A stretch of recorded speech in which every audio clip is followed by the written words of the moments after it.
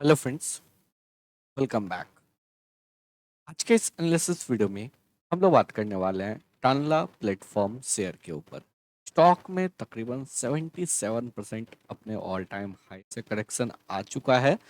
इस स्टॉक में क्या करना चाहिए, कौन से लेवल तक स्टॉक में गिरावट देखने को मिल सकता है, क्या फंडामेंटली कहाँ पे क्या प्रॉब्लम आ रहा है, इन सभी पॉइंट्स के ऊपर डिटेल में बात करेंगे। वीडियो को आराम से लास्ट तक देखिएगा जिससे कि आपको भी सभी पॉइंट्स अच्छे से क्लियर हो जाए। तो चलिए स्टार्ट करते हैं। टलना प्लेटफॉर्म के शेयर में अगर देखेंगे तो स्टॉक जो है 2.5% के गिरावट के साथ आज के सेशन में भी क्लोज हुआ है। लास्ट 1 मंथ की अगर बात करेंगे, स्टॉक 21% के गिरावट के साथ ट्रेड कर रहा है। लगातार स्टॉक में गिरावट देखने को मिल रहा है। लास्ट 1 ईयर की अगर बात करें, स्टॉक 51% गिर चुका है। तो अब इस स्टॉक में हम लोगों को क्या करना है, चलिए बात करते हैं इस स्टॉक में गिरावट आखिर हो क्यों रहा है। तो सबसे पहले अगर देखेंगे तो स्टॉक जो है 77% के गिरावट के बाद मार्केट कैप हो गया है 6479 करोड़ का, पी 12.5। सबसे पहले बात करते हैं कंपनी काम क्या करता है। तो कंपनी है क्लाउड कम्युनिकेशन में जो है कंपनी काम कर रहा है। ये आपको बेसिकली जो आपको प्रोवाइड करता है क्लाउड कम्युनिकेशन। अब वो बिजनेस पर्पस से भी हो सकता है या फिर जो है वो आपको इंडिविजुअल लेवल पे भी यहाँ पे हो सकता है। स्पेशली अगर बात करेंगे तो डेटा सिक्योरिटी हो गया, प्राइवेसी हो गया, स्पैम हो गया, स्पैम प्रोटेक्शन हो गया, इन सभी में जो है ये कंपनी डोमिनेट कर। यहाँ पे अगर देखेंगे डेट टू इक्विटी बहुत ज़्यादा अट्रैक्टिव है, ऑलमोस्ट डेट फ्री कंपनी है। पे की रेशियो की अगर बात करेंगे 0.14, ये भी लेस देन 1 है और काफ़ी नीचे है, तो डेफिनेटली काफ़ी अट्रैक्टिव दिख रहा है। 2108 करोड़ का नेट वर्थ है, 6479 करोड़ का जो है कंपनी का मार्केट, 869 का इंट्रिंसिक वैल्यू है। और कंपनी अपने इंट्रिंसिक वैल्यू से जो है ऑलमोस्ट अगर हम लोग यहाँ पे बात करेंगे तो क्लोज टू जो है 50%, 45% के आसपास नीचे ट्रेड कर रहा है। रिटर्न ऑन इक्विटी 31.7% का है, रिटर्न ऑन कैपिटल एम्प्लॉयड 38.3% का है, काफ़ी अच्छा ये सभी पैरामीटर देखने को मिल रहा है। रिटर्न ऑन इन्वेस्टेड कैपिटल 31.7% का है।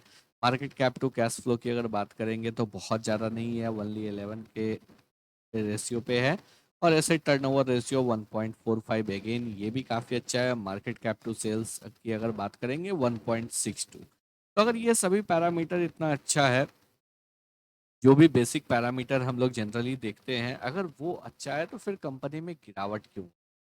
तो एक बार अगर हम लोग यहाँ पे बात करेंगे एनालिसिस के ऊपर, जो कि स्क्रीन में आपको फ्री ऑफ कॉस्ट दिया रहता है, तो यहाँ पे जो है कॉन्स आपको कुछ भी नहीं दिख रहा है, सारा जो है यहाँ पे आपको पॉजिटिव साइड ही दिख रहा है। नेगेटिव साइड में यहाँ पे कुछ भी स्क्रीनर के द्वारा नहीं नोटिफाई किया गया। अभी अगर यहाँ पे देखेंगे सेल्स ग्रोथ जो है लास्ट 10 ईयर का 34.2% का है। हेल्दी डिविडेंड है 21.5% का। रिटर्न ऑन इक्विटी 3 ईयर का 35.8% का है। ऑलमोस्ट डेट फ्री कंपनी है, तो फिर प्रॉब्लम कहाँ आ रहा है। चलिए बात करते हैं कंपनी के, एक बार कंपटीटर्स की बात करें तो कंपनी अपने कंपटीटर्स में सबसे कम पीई पे ट्रेड कर रहा है। सबसे कम पीई के साथ साथ अगर बात करेंगे तो सबसे कम पीईजी रेशियो भी है। इसका मतलब पीई कम है और साथ ही साथ जो है ग्रोथ का प्रोजेक्शन ज़्यादा है, तो इस वजह से पीईजी रेशियो भी कम आता है। तो यहाँ पे अगर देखेंगे तो पीईजी रेशियो भी काफ़ी कम है। रिटर्न ऑन इन्वेस्टेड कैपिटल काफ़ी अच्छा है इस कंपनी का। रिटर्न ऑन इक्विटी काफ़ी अच्छा है, अपने पीयर्स के कंपेरिजन में जो है कंपनी अच्छा है। तो फिर आके प्रॉब्लम कहाँ पे आ रहा है, तो क्वार्टरली रिजल्ट के ऊपर बात। अगर आप यहाँ पे क्वार्टरली रिजल्ट को देखेंगे तो क्लियरली आपको दिखेगा प्रॉब्लम यहाँ पे है। प्रॉब्लम यहाँ पे ये हो रहा है, जो स्टॉक कंपनी जो है 6 क्वार्टर से, प्रीवियस 6 क्वार्टर से कंपनी का यहाँ पे रेवेन्यू डिक्लाइन कर रहा है। और लगातार डिक्लाइन कर रहा है, बहुत ज़्यादा डिक्लाइन नहीं कर रहा है। सबसे इम्पोर्टेंट बात है, जो कंपनी का यहाँ पे रेवेन्यू अप नहीं जा रहा है, कंपनी का रेवेन्यू स्टेगनेट हो गया है। कंपनी का रेवेन्यू स्टेगनेट होने के साथ साथ अगर बात करेंगे, ऑपरेटिंग प्रॉफिट मार्जिन लगातार कॉन्ट्रैक्ट कर रहा है। 4% से ऑपरेटिंग प्रॉफिट मार्जिन यहाँ पे कॉन्ट्रैक्ट का, और यही वजह है जो 197 करोड़ का एबिटा जो है वो 160 करोड़ पे आ रहा है। तो डेफिनेटली अगर कंपनी का अर्निंग ग्रोथ नहीं आ रहा है, रेवेन्यू इंक्रीज नहीं हो रहा है और जो ऑपरेटिंग प्रॉफिट मार्जिन है वो नीचे जा रहा है, तो डेफिनेटली जो है ये कहीं ना कहीं आपको प्रॉफिटेबिलिटी के ऊपर इफेक्ट डालता है, और वो देखने को हम लोगों को मिल रहा है। कंपनी के पास अदर इनकम है नहीं, और डेप्रिसिएशन अब धीरे धीरे जो है यहाँ पे इंक्रीज होते जाएगा। डेप्रिसिएशन यहाँ पे कम नहीं होगा, डेप्रिसिएशन ये इंक्रीज होगा। तो ये बेसिक प्रॉब्लम है जो कंपनी का रेवेन्यू यहाँ पे जनरेट। इनफैक्ट अगर यहाँ पे बात करेंगे लास्ट 3 ईयर में आपको बहुत ज़्यादा ग्रोथ यहाँ पे रेवेन्यू में देखने को नहीं मिला है। तकरीबन जो है अगर हम लोग बात करेंगे 12 to 13% का रेवेन्यू ग्रोथ दिख रहा है, जो कम है। अगर हम लोग ईयर ऑन ईयर बेसिस पे भी बात करेंगे तो ईयर ऑन ईयर बेसिस पे भी यही सिनेरियो देखने को मिल रहा है, जो क्लियरली यहाँ पे अगर देखेंगे तो सेम पिक्चर यहाँ पे भी निकल के आ रहा है। अच्छी बात यह है जो कंपनी अभी भी प्रॉफिटेबल है, कंपनी के पास डेट नहीं है, इस वजह से कंपनी को सरवाइव करने में बहुत ज़्यादा इशू नहीं आएगा। कंपनी के पास एक अच्छा रिजर्व्स है जिसको कि कंपनी यूज़ कर सकता है एक अच्छे वे में, जिससे कि कंपनी अपने प्रॉफिटेबिलिटी को इंक्रीज कर सके। इन्वेस्टमेंट अब जो है कंपनी ने स्टार्ट किया है, इस क्वार्टर का रिजल्ट जो है काफ़ी आपको इम्पोर्टेंट होने वाला है। शेयर होल्डिंग पैटर्न के ऊपर अगर बात करेंगे, प्रोमोटर का स्टेक जो है लगातार बना हुआ है। एफआई का स्टेक यहाँ पे स्लाइटली डिक्रीज किया है, तकरीबन 2% से एफआई का डिक्रीज किया है।